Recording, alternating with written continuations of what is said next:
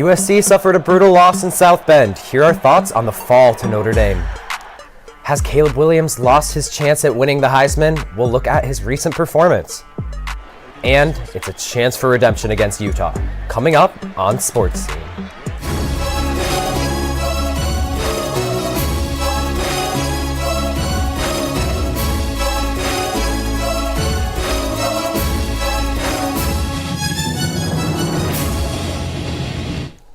Happy Wednesday. It is time for Sports Scene. I'm Pickle Coleman. I'm Scott Hills. And I'm Casey Kosliner. USC football is undefeated no more. The Trojans faced their first real test last weekend, and they did anything but ace the Saturday exam. The Trojans never looked like themselves, and they weren't competitive throughout the entire game. Been in college for 3 years now, and I don't think I've ever had a season or a game or anything like that. So, nights like that happen. There was a couple maybe you could call forced, and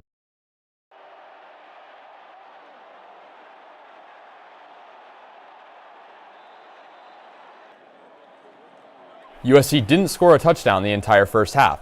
Notre Dame's defense absolutely dominated the USC O-line, recording 33 quarterback pressures, 11 tackles for loss, and 6 sacks. The Trojans did not give themselves any favors in this game, as Notre Dame only had one scoring drive of over 50 yards, besides the Irish kick return for 6. USC's 302 yards of offense are the fewest yards put up by the Trojans in the Lincoln Riley era. The Trojans, now averaging about 47 points per game, only scored 20 against the Fighting Irish. The 5 turnovers on Saturday night were well above USC's average, as this is the first time Williams has thrown 3 interceptions. Didn't play good enough to win the game here on the road in a rivalry game against a good opponent. I mean, that's the simple matter. I mean, the obvious thing is you lose a turnover battle 5-0. And you give up a kickoff return for a touchdown. You have a penalty that takes a touchdown off the board. Number of negative plays. That's the name of the game right there. So guys, USC did not play good against Notre Dame. What must the Trojans do in the next few weeks to respond against ranked opponents? Given the inconsistency that I'm noticing on this team right now, USC not only needs to work on the defense, but now the offense and making sure players like Caleb Williams are completing passes, making throws that he normally should be making. I mean, 6 sacks against USC at this game. I don't know how well that's going to go for the rest of the season. Guys, I think this was a reality check for this USC team that was really lucky to get away with some close games against lower caliber teams to start the season. On the bright side, we saw some improvements defensively in South Bend, so if Caleb Williams and the offense can get back on track, it could be an uphill trajectory for this team. But with their inconsistency, I could really see it going either way for the rest of the season. I agree. The Trojans cannot get complacent. They're playing ranked opponents, especially Michael Penix Jr. coming up in a few weeks. They definitely have to stay on track to get back in the win column. Great point, Casey. All right, reigning Heisman winner Caleb Williams took a huge hit in his quest to repeat. He only had 199 passing yards at Notre Dame, and Williams, who had only thrown 1 interception this year, threw 3 interceptions, which all led to touchdowns for the Fighting Irish. His poor performance Saturday brought him down to 7th place in the Heisman race. The 2022 Heisman now has plus 2,000 odds to win the award, according to Fox Sports. All the contenders ranked above him are quarterbacks. One quarterback became the clear favorite this weekend after another impressive, exciting performance against Oregon. Washington quarterback Michael Penix Jr. With 2,301 passing yards and 20 touchdowns, senior Michael Penix Jr. is making a name for himself. The quarterback has proven himself this season with a 91.7 quarterback rating, which is 2nd in the nation. Penix sold viewers on his talent this weekend when he completed a 2-drive touchdown in a tight game with Oregon to solidify Washington as the top dog in the Pac-12. Comparing Penix to Caleb, the two have similar stats on the year. While Penix Jr. averages almost 100 more passing yards per game, Caleb actually has more touchdowns with 23 on the year so far. The QBs have similar completion percentages and total passing yards, but the last couple of games have really separated the two Pac-12 quarterbacks. Penix and Williams don't seem too different on paper, but it's important to note Williams has been sacked 13 more times than Penix Jr. It seems Caleb is significantly slimming his chances of winning the Heisman due to his recent inconsistency and inability to win big on the field. USC's Kryptonite visits the LA Coliseum on Saturday. Cam Rising and Utah have won the Pac-12 for the 2nd year in a row. Last season, the Trojans seemed like they were unstoppable. That was until they played Utah in mid-October and took their first loss of the season. In 2022, the Trojans ended up finishing 0-2 to Utah. After their loss in Salt Lake, the Trojans looked to avenge the loss in the Pac-12 championship, but ended up losing to Utah in a 47-24 loss. This weekend, the Trojans are hoping to flip the script on the Utes and get their first win in the Lincoln Riley era. Motivated as ever. I think, man, this is an opponent that we've been wanting to face for a while, and plenty of our guys have struggled through this game on our schedule. So super excited to get out there and play and compete. Currently, Utah is ranked 14th, while the Trojans are 4 spots back at 18. However, at the moment, USC is favored to beat the Utes by a touchdown. It has been another successful season for the Utes thus far, despite veteran quarterback Cameron Rising having not played a snap due to injury. Utah is 5-1 heading into the matchup with USC. Without the 2022 Pac-12 Championship MVP, Utah has still found a way to win 5 of its first 6 games this season. Utah's one loss of the season came against a ranked Oregon State team a few weeks ago. However, they've beaten Pac-12 opponents UCLA and Cal between that loss. Utah's defense is where it excels the most. While we always discuss USC's defense as the team's weak spot, it's a different story for the Utah Utes. They allow under 300 yards per game while holding opponents to an average of just 12 points. USC, on the other hand, has given up at least 40 points in the last 3 games.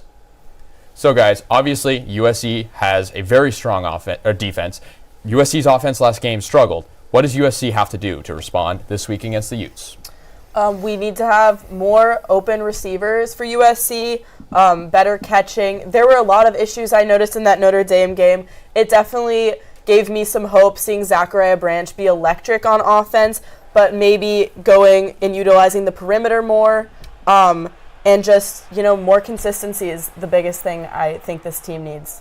I'm going to say it again. The Trojans better hope last week's offensive performance was just a fluke. Williams and his offensive core had a strong start to the season. If they can get back in their rhythm and the receivers can find those passes, especially the long ones down the field, hopefully they can get back on track. And personally, I want to see the Trojans give more opportunities to their explosive running back, Marshawn Lloyd.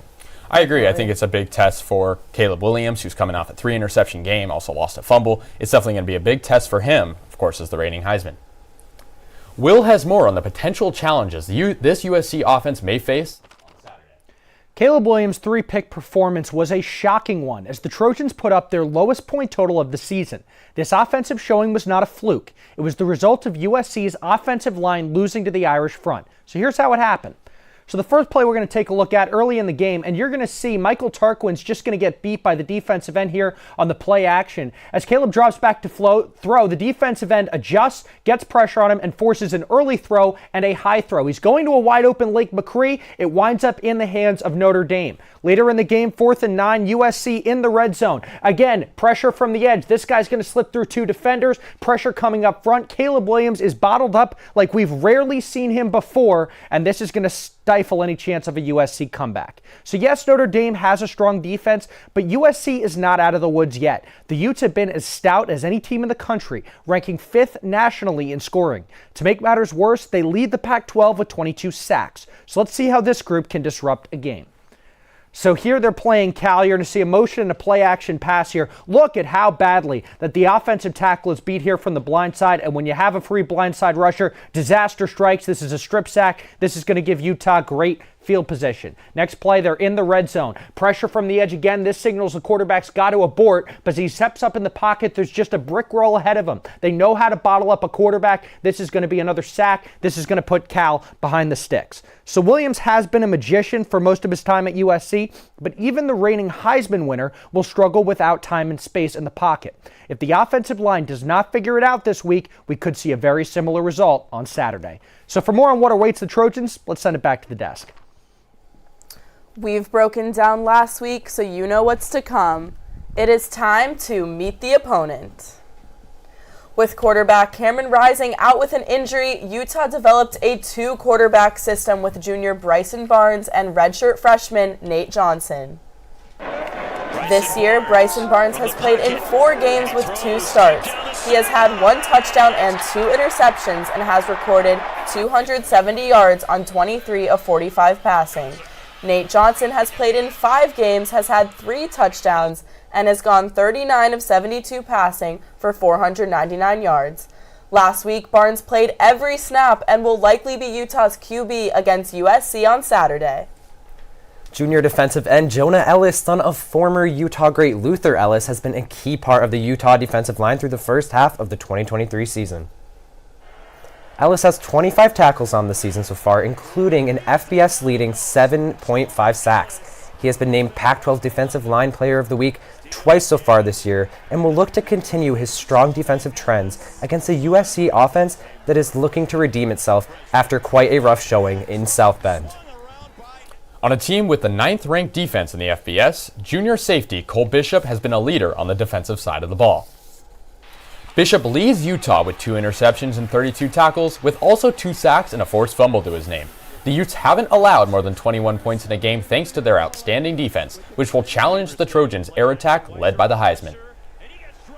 Make sure to be on the lookout for these Utah standouts on Saturday when the Utes and Trojans battle at the Coliseum. With a less than stellar week of USC athletics, who are our Trojans of the week? And beach volleyball alums are going to Paris. We'll recap the World Championship.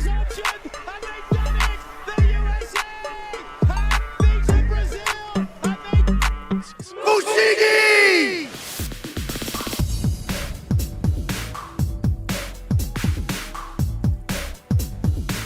Fushigi, I don't know what it is, but it's the coolest thing ever, and I can do it.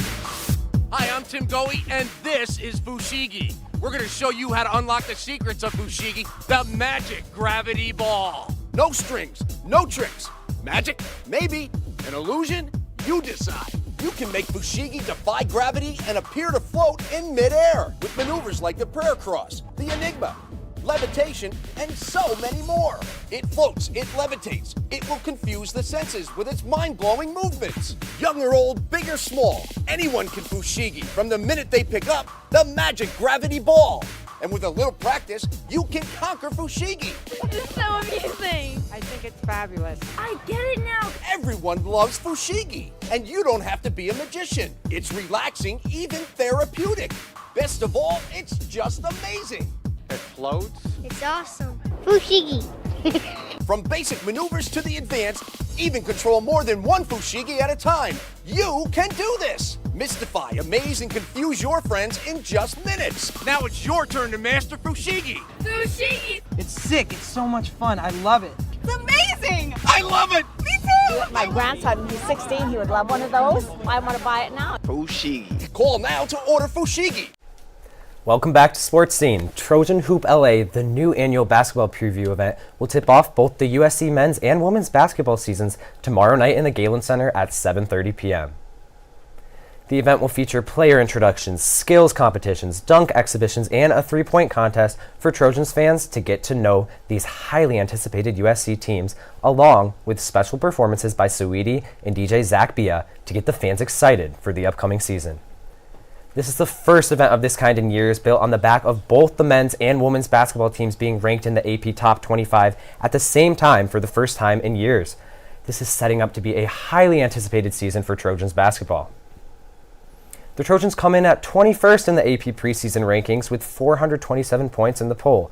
The rankings are led by Kansas, with Duke and Purdue rounding out the top 3.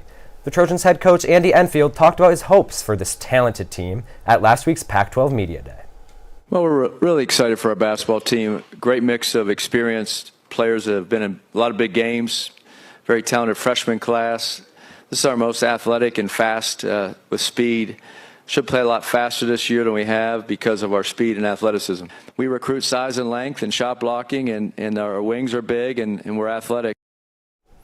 The USC women's basketball team is also sitting at 21st in the preseason top 25, one spot behind Pac-12 rival Colorado. The women's rankings are led by defending national champions LSU Tigers, with historic UConn in second and Iowa in third. With much excitement surrounding these two loaded USC rosters, it'll be interesting to see how these teams respond to the pressure as they start their seasons next month. This weekend, 2 former USC beach volleyball players took home a gold medal at the Beach Volleyball World Championship. With the win, Kelly Chang and Sarah Hughes secured their spot in the women's tournament at the 2024 Paris Olympic Games. The pair was coached by USC Associate Head Coach Gustavo Rocha, who helped write their names in the history books as only the 5th U.S. women's pair to win the world title. Current USC beach volleyball player Audrey Norris spoke about the pair. It does inspire me just knowing that, USC beach volleyball produces greatness, and it's just pretty amazing to see.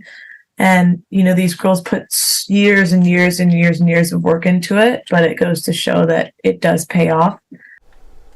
A number of other former Trojans, as well as current beach volleyball player Megan Kraft, competed in the tournament. USC Baseball released its fall game dates, which feature exhibition games against local opponents, San Diego and Pepperdine. Following Scout Day, the Trojans will take on the Toreros on October 28th, followed by the Waves on November 1st. Full team practices are underway as the Trojans will prepare for their final season in the Pac-12. Last season, the Trojans improved by 9 wins from their 2022 campaign, but unfortunately fell short in the Pac-12 tournament, losing to Washington. With a stellar team batting average of .285 last year, USC will look to capitalize on offensive opportunities to win closer games this season. With the regular season around the corner, be sure to catch the Trojans on the diamond in their final season in the Pac-12. Now, we'll take to Thomas and Will on the couch for some of the Trojans of the week. It may not have been the most win-filled week for USC, but Will and I still have some outstanding performances to choose from. Women's soccer extended its unbeaten streak to 7 games, drawing Colorado on Saturday 1-1. We've chosen 2 soccer players this week as our Trojans of the week, and I chose the lone goal scorer for USC this past Saturday. Kayla Colbert scored in only the 3rd minute of the game to put USC up early. Even though the Trojans did not end up with the win, Colbert's 6th goal of the year helped keep USC's unbeaten streak alive. I'll go with the goalie Hannah Dickinson. USC Soccer was the only Trojan team this weekend that didn't lose, and that would not have happened without her 4 saves. Her best moment was a penalty kick save in the 30th minute that kept the game level. All right, so we both went the soccer route this week. Why are you right and I'm wrong? Well, the thing is, Will, Kayla Colbert scored her goal in the 3rd minute, really sparked the USC offensive performance. Obviously, they did not score a goal after that, but I really think that goal gave USC the momentum, maybe even helped Dickinson in goal. Maybe so, but Dickinson plays the most important position on the field, goal prevention in the goalie position. And let's be honest, she played well enough for USC to win this game. This is an offense that usually averages over 2 goals per game. She only allowed 1 on a penalty kick, where you're basically guessing where the ball's going to be anyway. Based on her performance this season and this week, I think she earned it. But Will, you can't win a game if you don't score goals in soccer. So I think Colbert's goal, she's the leading goal scorer for USC, really sparked that USC performance. Obviously ended in a draw, not the result that most Trojan fans wanted, but they stayed unbeaten because Colbert scored that goal. Look, I know you got to score, but let's be honest, USC didn't score enough. And no, I don't want to pick on Colbert because she actually put the ball in the back of the net. But at the end of the day, when she has the streak that she was on, it was a 3-game shutout streak. She's only allowed 2 goals since August 28th. You only let in 1 and you can't get a win out of that? That's ridiculous. I think she is going to deserve that because she should have gotten the win. Well, we saw it in football. Offense not always on the table for USC, but we'll move on. Hopefully it's more of a winning week next week for USC. And when we come back from the break, we'll tell you the 5 newly approved Olympic sports. And get a deeper look at MLB postseason play. We'll be right back.